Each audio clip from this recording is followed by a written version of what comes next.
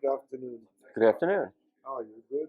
Good. Listen, I'm very excited to see you at this audio show here in England, and I have a few quick questions for you because I know you're a busy person. Um, I'm I finished. I have think to go. I just wanted to hear from you.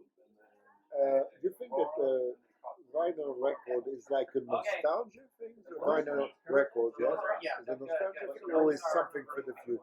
It's not a nostalgia thing at all. First of all, what's driving vinyl sales now are young people. It's not, I mean, old people like me, some of them are getting back into it. They realized what they don't hear with digital formats, and they're getting back into it, and they like the whole touching it kind of thing. But young people are getting into it because, first of all, the ones that are streaming, some of them realize that if they stream all their music in 10 years, they'll have nothing. They won't know what they streamed. They won't know what they had. They get that now. And so they buy a record and they know that if they take it out 10 years from now, it'll bring back all the memories of who they were dating or where they were, what apartment they were living. All that stuff comes back to you. And they're getting that. And things stream by so fast now that they realize it's like grains of sand through your fingers. High end. Well, one reason is they're paying attention to records because that's a source of income. You don't streaming. You make very little money unless you have a very very popular. So records are a way to sell to your fan base.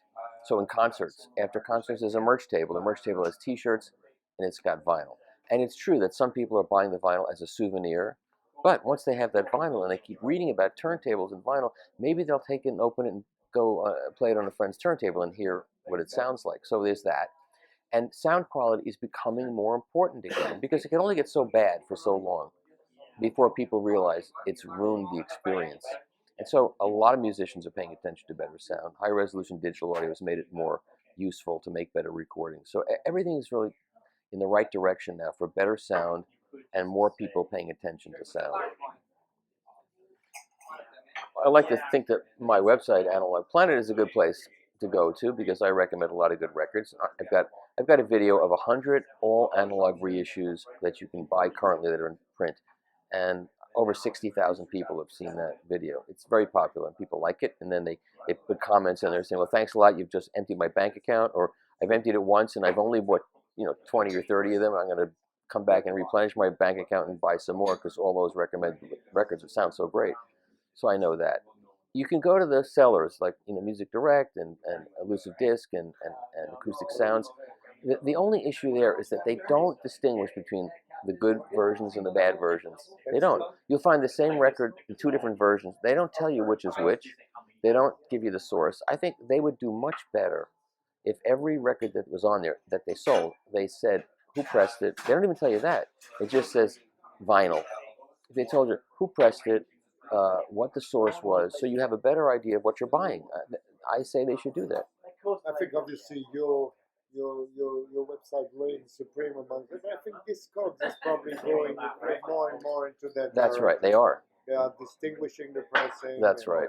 And the knowledgeable people who are selling realize that if they distinguish between the pressings, the people that are looking will pay more for the good ones. They'll know, the RL Led Zeppelin 2. They know what the RL Led Zeppelin 2 is, and they'll say it.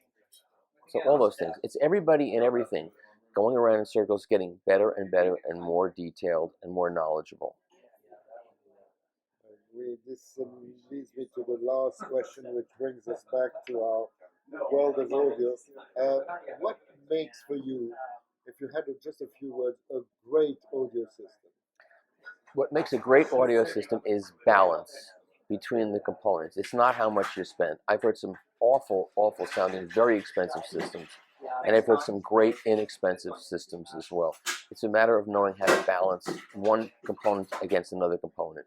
So if your amplifier is kind of bright, so get a cartridge that's a little warm, or get speakers that are a little warm, and try to balance all the different things out so it produces a sound that's well balanced, spectrally. But if you had to describe an emotion that's got a click, any system is good. What would you say? Well, it's like someone said today when I played that Tommy lacquer. The guy said, the hair on my arm stood up, and that hasn't happened to me for a long time.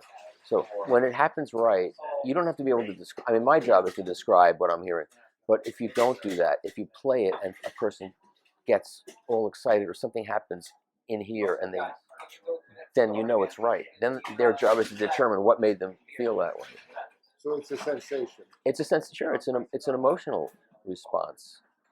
The And measurements. Would you say that you have to be audio buff to have that sensation? No, not a golden ears is the biggest pile of nonsense. Nobody has golden ears. Everybody has the same ears. Some people are more experienced than others, but when something's right sonically, anybody can be put in a room and they hear it. Thank you, bye. You're welcome.